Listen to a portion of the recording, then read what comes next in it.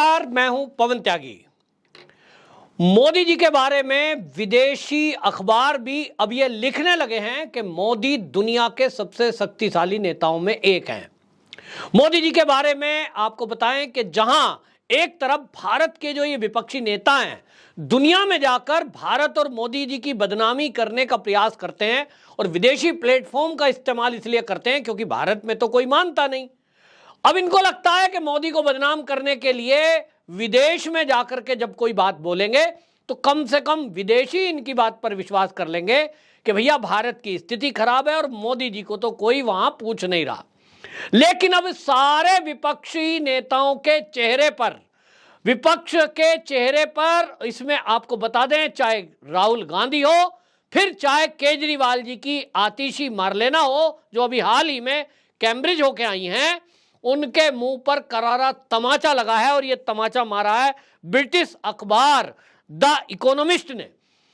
The economist का कहना यह है कि मोदी जी वो नेता हैं जिनकी रेटिंग जो है वो 77% है और ये उनकी पार्टी यानी भाजपा से जस्ट डबल है। यानी पार्टी की जो रेटिंग है, लोकप्रियता है, वो जितनी है वो लगभग 35% के करीब है। लेकिन जो मोदी जी हैं उनकी जो शख्सियत है उसकी जो विश्व में रेटिंग है वो 75% है और वो सबसे ऊपर है। वो बोलते हैं कि इनकी जो अप्रूवल रेटिंग है वो दुनिया के सबसे लोकप्रिय नेताओं में एक है। और ब्रिटिश अखबार द इकोनॉमिस्ट का कहना यह है कि 2024 में भी मोदी जी ही देश के प्रधानमंत्री बनेंगे। उन्होंने एक उदाहरण दिया है कि एक ऑटो ड्राइवर था, उससे हमारी बात हुई, वो ओबीसी कम्युनिटी से था। हमने उससे पूछा किसको वोट करोगे, उसने कहा मोदी को। क्यों? मोदी जी के काम के कारण, मोदी जी के चेहरे के कारण। ये द इकोनॉमिस्ट जो है ये लिखता है कि यूं तो भारत के लगभग आधे राज्यों में भारतीय जनता पार्टी की सरकार नहीं है। अब इसको आधार मानकर अगर विपक्ष ये सोच रहा है कि 2024 में वो मोदी जी को हरा देगा, तो उन्होंने कहा कि ऐसा नहीं है। राज्यों के चुनाव में लोकल मुद्दे होते हैं, राज्य का मुद्दा होता है, वहां भारतीय जनता पार्टी का लोकल लीडरशिप वो चुनाव लड़ता है। मोदी वहां बड़ा फेस नहीं होते, बेशक वो पार्टी की तरफ से वहां रैलियां करने जाते हैं, लोगों से संपर्क करते हैं, उसका इफेक्ट पड़ता है। लेकिन जब देश की बात आती है, जब लोकसभा की बात आती है, जब केंद्र सरकार के चयन की बात आती है, तो उन्होंने कहा कि 2014 और 2019 ये दो जो चुनाव हुए हैं वो मोदी के फेस पर लड़े गए हैं। और इसलिए दोनों चुनावों में देश की जनता ने देखा है कि जिस तरह से दुनिया में भारतीय जनता पार्टी के जो ये सरकार है केंद्र की, इसके चलते दुनिया में भारत का मान बढ़ा है। आर्थिक स्थिति में भी आप देख लीजिए, हम जो है $5 ट्रिलियन इकोनॉमी बनने की तरफ चल रहे हैं और लगभग $4 ट्रिलियन इकोनॉमी तो बन ही चुके हैं। और इसलिए आपको बताएं कि ये जो आंकड़े हैं जिस तरह से जुटाए हैं कि भाई विपक्षी पार्टियां चाहे भले ही कुछ भी कहें, जिस तरह से भारत तरक्की कर रहा है, अब 2014 और 19 के बाद 10 साल के कार्यकाल की जब जनता ये देखेगी और तुलना करेगी कांग्रेस के 65 साल से, तो लोगों का कहना यह है कि हमने देखा कि 65 साल कांग्रेस का शासन और 10 साल मोदी जी का शासन, दोनों में अगर डिफरेंस देखते हैं तो आज ये दिखाई दे रहा है कि जिस तरह के एक्सप्रेस वेज, नेशनल हाईवेज आज देश के अंदर दिखाई दे रहे हैं वो पहले कभी किसी ने नहीं देखे।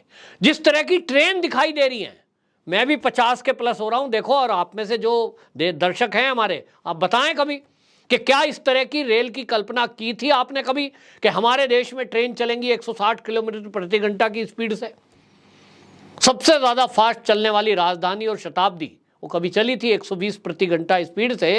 उसके आगे क्या, बस वो जब चलती थी तब बाकी ट्रेन साइड कर दी जाती थी। और हालत क्या थी बाकी रेल की? 3 घंटा लेट, 4 घंटा लेट, 12 घंटा लेट।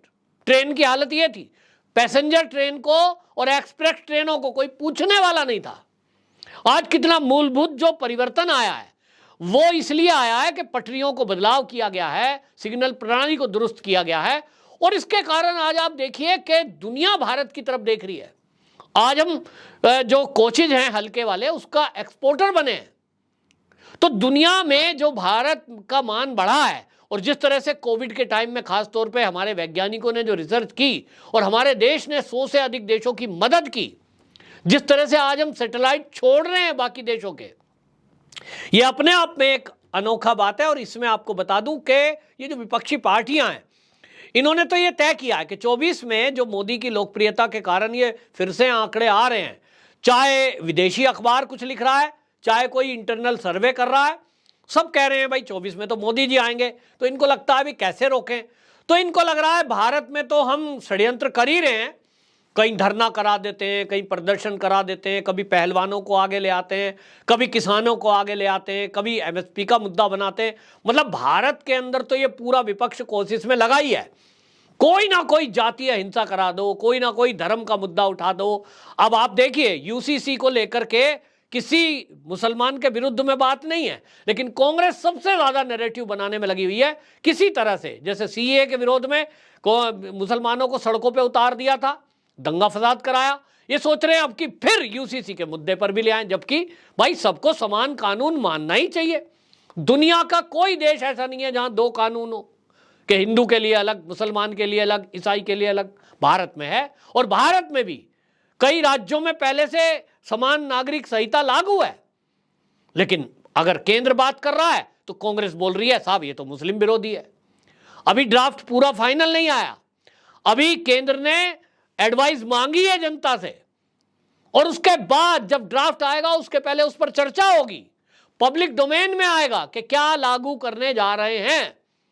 लेकिन कांग्रेस ने अभी से कहना शुरू कर दिया मुस्लिम विरोधी, मुस्लिम, क्योंकि इनका एक सूत्री कार्यक्रम यही है कि देश को दंगा फसाद कराकर यहां बदनाम करें और भारत के बाहर जाएं तो बदनाम करें। अब आतिशी मार्लिना जो है वो विदेश में गई तो क्या कहती हैं, वो कह रही हैं कि भारत के अंदर 35 करोड़ लोग रोज ऐसे हैं जो भूखे सोते हैं। अब क्या ये हकीकत है? निश्चित जानिए कि 80 करोड़ लोगों को महीने में जो राशन फ्री मिल रहा है, मेरे आसपास जो घर के आसपास लोग रहते हैं, मैंने देखा है, मैं सबूत दे सकता हूं कि वो लोग जो जिनको चावल और गेहूं राशन से मिल रहा है, खाया नहीं जाता उन पे। 1 यूनिट पर 5 किलो, 1 यूनिट पर 3 किलो चावल, 5 किलो गेहूं खाते नहीं है, बेचते हैं चक्की पे और दुकान पे जो बच जाता है।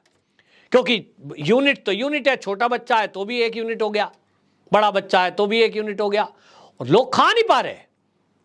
और आतिशी मार लेना विदेश में जाती हैं, वो कहती हैं हमारे देश में तो 35 करोड़ लोग भूखे सो रहे हैं। क्यों?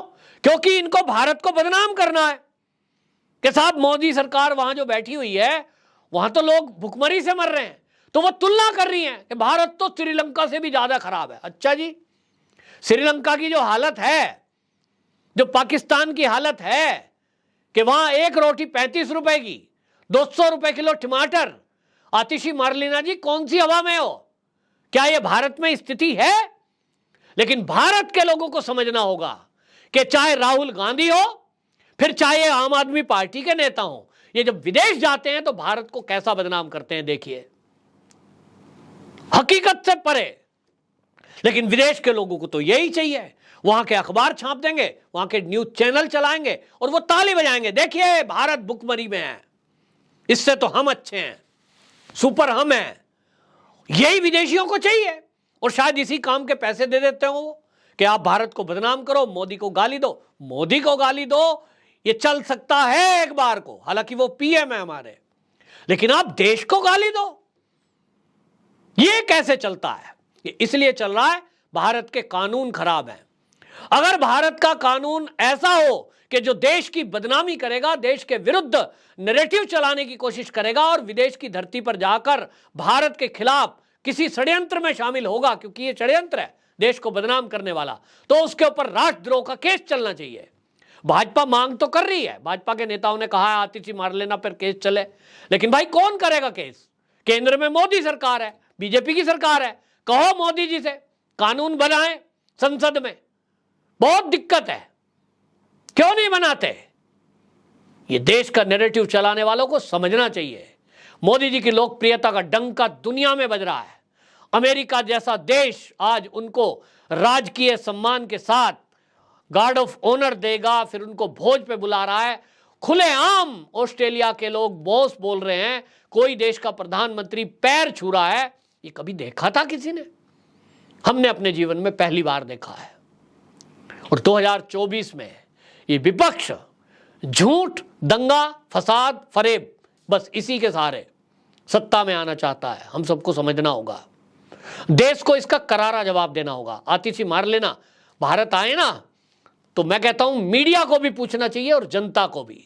दिल्ली की जनता पूछे, जब कहीं जाए ये दिल्ली में, वहां पूछे जरा कि मैडम जी, दिल्ली में, देश में तो आप भी हो, अगर आप ये कह रही हैं कि 35 करोड़ लोग रोज भूखे सोते हैं, तो उसमें दिल्ली की जनता कितनी है, जरा ये भी बता दीजिए। आपके पास आंकड़े हैं ना, तो दिल्ली की जनता भी होगी। दिल्ली में राशन फिर क्यों नहीं बांट रही? हालत आम आदमी पार्टी की यह है कि मोहल्ला क्लिनिक सड़क के किनारे खड़े कर दिए, और जो खुद ये आम आदमी पार्टी के नेता हैं, मनीष सिसोदिया हैं, उनकी पत्नी का इलाज अपोलो में चलेगा। सत्येंद्र जैन है, उनकी पत्नी का इलाज कहीं मैक्स में चलेगा, या सत्येंद्र जैन का। और इनके जितने लीडर हैं, अरविंद केजरीवाल जी, कोविड के टाइम में LNJP को इन्होंने बनाया था नोडल हॉस्पिटल, लेकिन जब पत्नी को कोविड हुआ तो वो कहां इलाज कराने गए उसका लेकर के? प्राइवेट हॉस्पिटल में। जनता को मूर्ख बनाते हैं और वो सोचते हैं कि आप जो नैरेटिव चलाओगे वो चल जाएगा। अब ये नहीं होगा। अब जनता सवाल पूछेगी कि आपने क्या किया। वर्ल्ड क्लास अस्पताल देने के बजाय आप अपना इलाज तो करा लेंगे, आपके पास पैसे, बल्कि सरकारी खजाने से आप इलाज करा रहे हैं। जनता को पूछना चाहिए, नहीं तो ये लोग इसी तरह देश को बदनाम करते रहेंगे। बहरहाल, मोदी की लोकप्रियता को लेकर के जो इकोनॉमिक्स ने छापा है, ब्रिटिश अखबार ने, ये हम सब के लिए गौरव का विषय है कि जो गोरे, जो अंग्रेज अभी तक हमको अपना गुलाम समझते थे, आज वो हमारे देश के प्रधानमंत्री की तारीफ कर रहे हैं। और ये हकीकत है कि 2024 के चुनाव में मोदी को हराने वाला कोई नहीं है। आपकी क्या राय है? कमेंट बॉक्स में जरूर बताएं। वंदे मातरम।